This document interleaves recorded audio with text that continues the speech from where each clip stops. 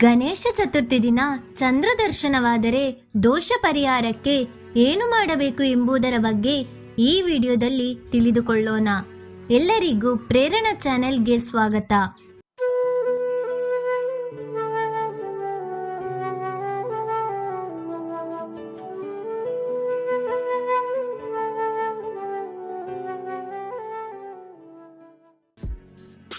ಗಣಪನಿಗೆ ಮೋದಕ ಅರ್ಥಾತ್ ಕಡುಬು ಎಂದರೆ ಬಲು ಪ್ರೀತಿ. ಭಕ್ತರನ್ನು ಕಂಡರೆ ಕೂಡ ಅವನಿಗೆ ಬಲು ಅಕ್ಕರೆ.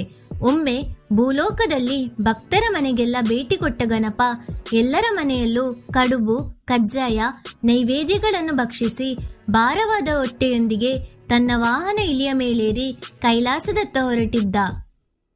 ಬಿದಿಗೆ ಚಂದ್ರ ಬಂದ ನೋಡು ದೀಪ ಹಚ್ಚಿದಂತೆ ಜೋಡು ಎಂದು ಕವಿ ಆಡಿರುವುದನ್ನು ಕೇಳಿರುವಿರಲ್ಲ. ಬಿದಿಗೆಯ ನಂತರದ ಚೌತಿಯಲ್ಲಿ ಮತ್ತಷ್ಟು ಸುಂದರವಾಗಿ ಕಾಣುವ ಚಂದ್ರ ಬಾನಿನಲ್ಲಿ ಮುಗುಳು ನಗೆ ಸೂಸುತ್ತಾ ತನ್ನ ಸೌಂದರ್ಯದಿಂದ ಎಲ್ಲರನ್ನು ತನ್ನತ್ತ ಆಕರ್ಷಿಸುತ್ತಿದ್ದ. ಕಡುಬು ತಿಂದು ಸುಸ್ತಾಗಿದ್ದ ಗಣಪ ಇಲಿಯ ಮೇಲೆ ಕುಳಿತು ಕೈಲಾಸದತ್ತ ಹೊರಟಿದ್ದನ್ನು ಚಂದ್ರ ನಸುನಗುತ್ತಾ ಗಮನಿಸುತ್ತಲೇ ಇದ್ದ. ಗಣಪನ ಹೊತ್ತ ಇಲಿ ಪಕ್ಕದಲ್ಲಿ ಹರಿದು ಬಂದ ಹಾವನ್ನು ಕಂಡು ಹೆದರಿ ಓಡತೊಡಗಿತು. ಗಣಪ ದುಪ್ಪೆಂದು ಕೆಳಗೆ ಬಿದ್ದ.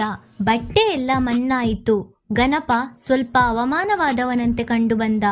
ಅತ್ತಿತ್ತ ನೋಡಿ ಯಾರೂ ಇಲ್ಲ ಎಂಬುದನ್ನು ಖಾತ್ರಿ ಮಾಡಿಕೊಂಡು ತನ್ನ ಇಲಿಯನ್ನು ಎದುರಿಸಿ ಹತ್ತಿರದಲ್ಲೇ ಹರಿಯುತ್ತಿದ್ದ ಹಾವನ್ನು ಹಿಡಿದು ಹೊಟ್ಟೆಗೆ ಬಿಗಿದ. ಇದನ್ನೆಲ್ಲ ನೋಡುತ್ತಿದ್ದ ಚೆಲುವ ಚಂದಿರ ಗಹಗಹಿಸಿ ನಕ್ಕ. ಗಣಪನಿಗೆ ಕೋಪ ಬಂತು. ನೀನು ಅಂದವಾಗಿರುವೆ ಎಂದು ನಿನಗೆ ದುರಹಂಕಾರ.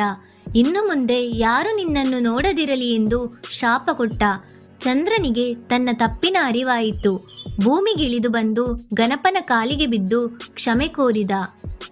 ಪ್ರಸನ್ನನಾದ ಗಣಪ ತನ್ನ ಶಾಪವನ್ನು ಹಿಂದಕ್ಕೆ ಪಡೆದನಾದರೂ ಭಾದ್ರಪದ ಶುಕ್ಲ ಚೌತಿಯ ದಿನ ನಿನ್ನ ದರ್ಶನ ಮಾಡಿದವರಿಗೆ ಕಳ್ಳತನದ ಆರೋಪ ಬರುತ್ತದೆ ಎಂದು ಚಿಕ್ಕ ಶಾಪವನ್ನು ಕೊಟ್ಟ. ಅಂದಿನಿಂದ ಇಂದಿನವರೆಗೆ ಚೌತಿಯ ದಿನ ಚಂದ್ರ ಎಷ್ಟೇ ಚೆನ್ನಾಗಿದ್ದರೂ ಜನ ಅವನನ್ನು ನೋಡಲು ಹೆದರುತ್ತಾರೆ. ಈ ಮಾಹಿತಿ ನಿಮಗಿಷ್ಟವಾದಲ್ಲಿ ಈ ವಿಡಿಯೋವನ್ನು ಲೈಕ್ ಮಾಡಿ ಮತ್ತು ಶೇರ್ ಮಾಡಿ. ಹಾಗೆ ನಮ್ಮ ಪ್ರೇರಣಾ ಚಾನೆಲ್ ಅನ್ನು ಸಬ್ಸ್ಕ್ರೈಬ್ ಮಾಡಿ. ಧನ್ಯವಾದ.